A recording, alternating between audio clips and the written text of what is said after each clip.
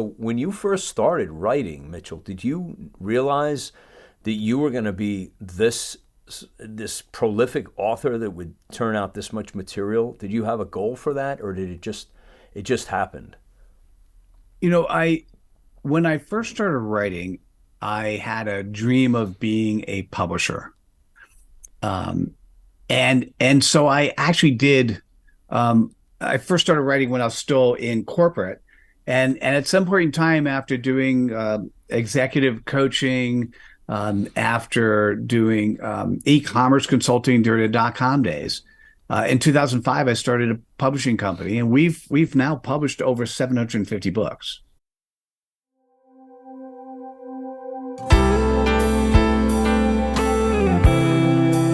And now, here is singer songwriter, broadcaster, audio video artist, entertainment agent, and your host. It's the master storyteller himself, James Kevin O'Connor.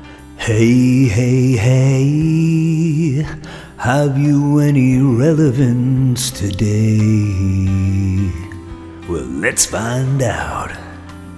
Let's find out indeed, and we're going to cover relevance and how it affects you and I today, because we've got the man who has he's probably got about 6 or 7 different careers into his thus far very short life, and he's published over 750 books as a result of the interests that he has amassed in his lifetime. He's a global credibility expert.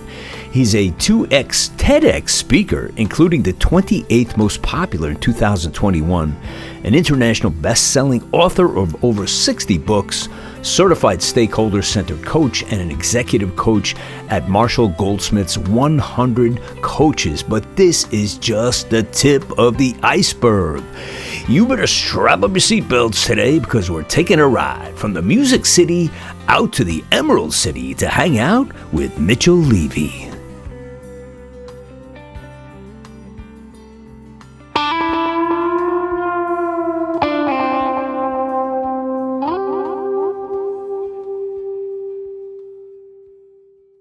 Mitchell, welcome to podcasting your global career. It's great. It's great to actually spend time with you. Me too. Sunny California. You're welcome here in sunny New Jersey today. It's really good to hang out with you and talk to you. And before we got rolling here, folks, we were talking about LinkedIn and the success you've had with your new newsletter, and I congratulate you. Can you share with us the quick story of how you had the epiphany and just went in there and just slammed it first day? Really amazing. I've been as an aside, I've been on LinkedIn before LinkedIn was making money. I was actually commissioned by Reid Hoffman and Constantine Gurley to write LinkedIn's first book. So we were the publishers of LinkedIn's first book. So I'm familiar with it, with what it's doing, where it's going, the acquisition, all that. Wow. And uh, and for a long time, I've been thinking about writing a LinkedIn newsletter. And I just executed a week ago from today. And whenever you listen to this, it's, whatever that is. And I was thinking I was late to the game. It's just, it's one of those things. I've always put out thought leadership in a number of different platforms. I've got 3 podcasts, but I don't have a consistent newsletter. I said, well, let's do one. So I figured out what the topic was. Topic's super cool. It's called Staying Relevant. My primary focus is on credibility, and so I don't use the word credibility in there, but it's credibly staying relevant. So what do you have to do today in the pivot point we are in the world? And I was under the impression, or I set the goals for myself, and that I'd be happy if I got 100 subscribers, right? And so I was going to do it Wednesday morning, and I said, no, let's wait. And I did it Thursday morning, and about an hour into it, I had 200 subscribers. And I'm like, oh, maybe I should change my expectations. So we ended up getting over 1,000 on day one. A week later, we're close to 2,000. And I just shared my next article. And what's nice, James, what's nice about this is my big focus in life is on credibility, and for us as humans to live life more credible, and as corporations to instill a idea of credibility and culture of it inside the company. Yeah. And so the thing is, though, for good or for bad, humans think they're credible. We also think we're accountable. And so the thing is, you need to talk about other ways to get people excited. And the biggest issue people are thinking about is staying relevant. And what I'm going to say at the moment is we are at another pivot point of human existence. And so today's particular post got me thinking about it. And as I talk to people, like you and I had a conversation, I'm like, oh, I came up with a couple ideas for next week's newsletter. But this particular one is, what other pivot points have we had in human history? So I've identified 10. A small description of what they were, like the Renaissance period or the Industrial Age. And then what did successful people do inside of that time frame? And then I said, well, what do we need to do today? And so for those who are listening, I'm going to leave you with a very interesting point. During the dot-com days, how that happened, how that came about was a browser called Mosaic. Yeah, I remember because that. DARPA created the internet, and it was around for decades before Mark Andreessen put Mosaic on top of the internet, and all of a sudden we started seeing it. And when 50 million users in the US first started using the internet, oh my God, it's real. So what I'm going to say is ChatGPT is the Mosaic of AI, right? Okay. ChatGPT allowed us to see what AI can do. It's possible that ChatGPT will have the same fate as Mosaic, right? Companies still out there have made good deals, but it's not the big brand. OpenAI may produce other things that produce value. The point is, though, for us who are listening to this right now, tomorrow's going to be different than today, and how can you stay relevant? And that's basically the topic I'm personally exploring, as we all should, for the clients I work with and for those I talk with and want to share, and myself. You are the global credibility expert. Love the handle. So how did we come up with that? And then also, what made you gravitate towards that particular lane in your business as to make people attuned and aware to being credible? There's two questions. I'll combine that into a single answer. So thank you. Thanks for that. I've done lots of fun things in my life. I've sat on the board of a public firm for 9 years. I've created 20 companies inside Silicon Valley. I currently have 4 different publishing companies. We've published over 750 books. I've written 65. I normally don't give the number. I just say over 60, right? And what's interesting is in 2019, I was thinking to myself, well, life is changing. The concept of book publishing has become so democratized that I need to figure out what's next for me. And the truth is, one day I woke up and I go, credibility. I go, I'm curious. And then the next day, so you could call it a download, you could call it providence, you could, whatever it is that you want to call. But the next day I woke up and I thought Napoleon Hill. And Napoleon Hill interviewed 500 millionaires to come up with Think and Grow Rich. And so Mitchell Levy was tasked or self-tasked with interviewing 500 thought leaders on what is credibility. And Wow. It's that journey. So it took me a year. And it's that journey that when I knew I had something right away. There's so many tools. I did a TEDx in 2021, which was the 28th most popular. It's called "We Are Losing Our Humanity," and I'm tired of watching it happen. And what we're talking about is, if we do nothing more as humans than to be credible to each other, we'll be more humane to each other. And what got me thinking about the credibility and global credibility expert, when you interview 500 people and you just get tons of insights, you it helps change your perspective. And now, since I've deployed it for a couple of years, I've learned so much more. What was interesting to me is that 98% of the thought leaders I spoke with cannot articulate, and I'm going to say this in a very simple way, who they serve and what either pain point or pleasure point their client wants. And Why I'll is go and that? say in 10 words or less. So 98% of the thought leaders I spoke with cannot. Now, James, I call this a CPOP, your customer point of possibilities, yeah. but it's the who and the what. Who do you serve? And either what pain point are you addressing or what pleasure point are you delivering?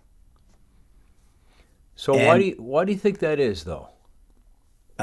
it's a great question. I think the answer is we've been taught to make things complicated.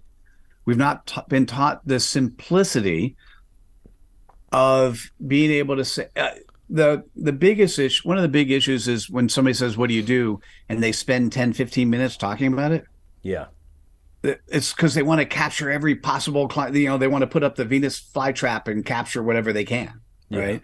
Right. The concept of a CPOP, that customer point of possibilities, is to be able to articulate in seconds the playground you play in. So James, it's okay. I'll share mine. Please. So I'm going to share 4 words, and the intent of the 4 words after you hear them is for somebody to go, "Oh, that's interesting." So the person who's listening could be one of 3 people. They don't care about the playground you play in. That doesn't mean they don't care about you, right? It just means they don't care about the playground. They could be a prospect, number 2, or number 1, they could be a referral partner. So I talk to everyone as a potential referral partner, right? And typically what happens, people don't know what the word CPOP is, so they don't say CPOP. So what I might say is, hey, the types of clients I'm attracted to, or the types of clients typically attracted to me, and then I'll do a space. And what I say is CEOs flying like eagles. That was my next question. Is how did you come up with that, and what does that exactly what response are we intended to elicit from that? Like when a CEO reads that, like what happens in his brain? What does he think? That's a great question. So how do I come up with that? I do have for those that are interested, I've got a membership community called Credibility Nation. Members get to take the CPOP course. It's a 1-hour course to help you articulate your CPOP, your less than 10 words playground that you play in. For me personally, it's who do I serve? Typically, it's CEOs and their executive staff, but saying CEOs is enough. And you have a choice. I have a choice of doing a pain point or a pleasure point. So the reason I said flying like eagles is a pleasure point. And the response that comes out is sometimes people might go, "Hey, Mitchell, that's not my audience you deal with." Well, yeah, a divisional head who's running a $10 million division or $100 million division of a company, of course I talk to you, right? So it's, do you serve this area? Or tell me, what do you mean? Do I fly like an eagle? Assuming they're transparent enough to ask, or I do, but I think I'm going to hit the wall. That's who I work with. Are those CEOs? Eagles are great because they fly above the clouds. They've got great vision, strong talents, very family oriented, but also push the eaglets out of the nest in encouraging them to fly, right? Just, it's all the right things that we want a CEO to do within a company. And the best place for me are those CEOs who know chaos is around the corner. Either the next COVID, or a merger is going to happen, or something happens where what ends up resulting is that the team is going to, maybe they end up increasing business by 100 or 1,000%. right? All of a sudden, the executive team that has done what they've done in the past, they need to change, and the company and the culture needs to change. And how do you maintain what was? Because what got you here won't get you somewhere else. So how do you maintain what has and pull the best? Well, same thing. If you took the executive team and you're climbing up Mount Everest, you basically are going to tether everyone together, and they support each other in a certain way. Mitchell Levy is that tether for the CEO and the executive staff. When you are working with these CEOs, do you find you come to a point where you push them out of the nest? If they need it. Like as far as not just like terminating your service with them, of course, excuse me, but they're ready for something new, and they have not had the courage to take that step, but you see it. How do you deal with that? Oh, James, that's a beautiful it's a beautiful question, and the simplicity of the answer, not easy. The simplicity of the answer will be powerful. What's important is that the company itself has a CPOP. What does the company want to do? And for larger companies, what do different divisions of the company want to do? Right? Those will be different CPOPs. For the individual, for the CEO, they have their own. And the question becomes, how much in alignment is the CEO CPOP with the company CPOP? And if it's not in alignment, there are two things that can happen. One, a mindset change that helps the CEOs. A lot of times, I may end up working with somebody who has all the accomplishments, but they're no longer happy. They're just not fulfilled anymore. Right. So if you look at their CPOP, is there an opportunity, the things that they're doing today, a mindset change will get them fulfillment? And of course, if the answer is no, then it's time to say, well, how else or where else can you go to achieve that playground and play in the place you want to play? Right. And so it starts with the simplicity of what playground, CEO, what playground do you want to play at? Yeah. Is there a particular area that you like to work in, Mitchell, as far as types of companies with these CEOs? It's never good, although I'm going to say generically, I'm across the board. I like companies that have change, that has transformation, but that's almost every company these days, right? It's companies that recognize the importance of their client and of their employee, and if we're going to keep going on stakeholders, also the partners they work with. So it's particular for me, large, robust ecosystems with robust stakeholder engagement. The employees, the customers. Like if they have no idea who their customers are, it's potentially not as much fun. So how can we fix that? Yeah.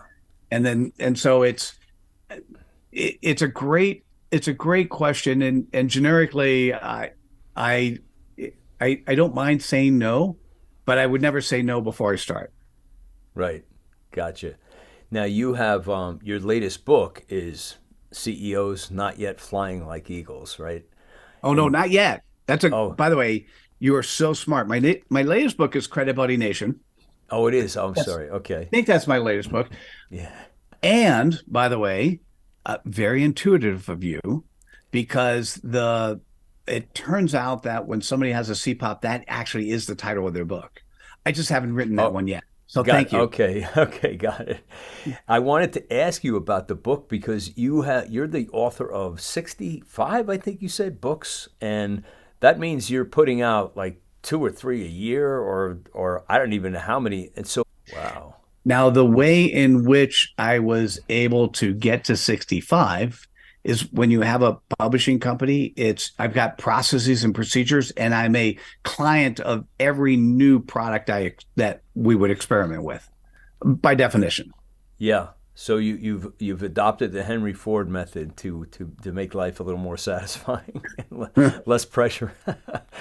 I commend you for that. I put out my first book last year, and it was a short book. It's help youngsters with depression. But I got to tell you, man, to put out that amount of work is just it's inspiring. It really is. What do you like thank you. to do, Mitchell, when you are like not in business zone? Did you want to do something for yourself to chill? What's your chill time? What do you like to do? I love spending time with family. So wife and a son, and mom is still alive and local. And every day I am still a fan of playing Pokemon Go. So every day I will take a walk, play Pokemon Go. Lots of times I'll put a partner in my ear and we'll have a conversation. But that's how that's a large way in which I unwind. Awesome. And you love your work, obviously. Yeah. Oh, sorry. I'm shaking my head for a podcast. Yes. That's right. Silly me. Be here for the video, man. As we're winding down, best place for people to connect to Mitchell Levy. Where do we go, Mitch? You know, what I often ask people to do is pick one, or worst case two. So the primary site, mitchelllevy.com, is the best place to go. If you're intrigued and want to check out the newsletters, I also spend time on LinkedIn. So it's Mitchell Levy. From the Mitchell Levy site, you can end up booking time on the calendar. You could check to see what we're doing in Credibility, creating your CPOPs, or Credibility Nation, or the Ultimate Credibility Bootcamp. There's a number of different products. But at the end of the day, it's about, for me, my interest, like I said, at the corporate level and the individual level, is that people can be themselves. They could not be a marketing cookie cutter approach of yourself, but to actually, if you had a dream as a child, to live that dream, to manifest it. If you know that your company needs to be one that it's just more fun to be at, well, make it happen or change companies, right? So that's my focus, is that we live life in a way, particularly with now these tools and opportunities, live life in a way that we just, you said, Mitchell, I assume you love what you do. The answer is yes, you do as well, James. And that's what I want. I think that's what we both want for those people we engage with, is, hey, you should love what you do. Yeah, it's so important. Mitchell, thank you so much for being on Podcasting Your Global Career. I really appreciate you coming by, and I just want to wish all of God's blessings on you, your family, and your flourishing, just starting career. Thanks. Well, I got a little bit of gray hair, but thank you. Same to you. Same to you, James. Hey, if you guys like what's going on here, please leave a great review in the Apple Podcasts. I've left a simple review process in the show notes, and we'd really appreciate it. And also, don't be shy. Forward this to your best friend, because you know they need it. Hey, if you need some coaching, hit up the link in the show notes. It's calendly.com/Dharmic. And you can take a little chance with me, and I'll get you on your way. That's a wrap for me today. I'm your host, James Kevin O'Connor. So until the next time when we meet again, I'll either see you on the socials, or I'll see you from the stage. Ride on, baby, won't you take a ride with me? Ride on, we can untangle all the mystery. If wishes were windows, I'd open one and find that freedom is really a simple state of mind. So ride on, baby, won't you take a ride with me? Ride on, we can untangle all the mystery. Ride on, baby, you and I can find the key. Ride on, we can unlock each other's destiny. I taste the breeze of freedom, it's tingling on my tongue. You and I out on the road will stay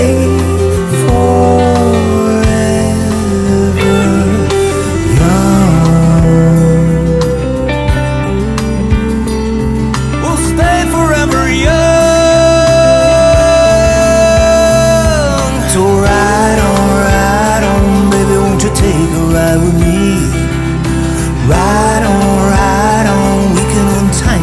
all the mystery. Ride on, maybe baby you and I can find the key. Ride on, we can unlock each other's destiny.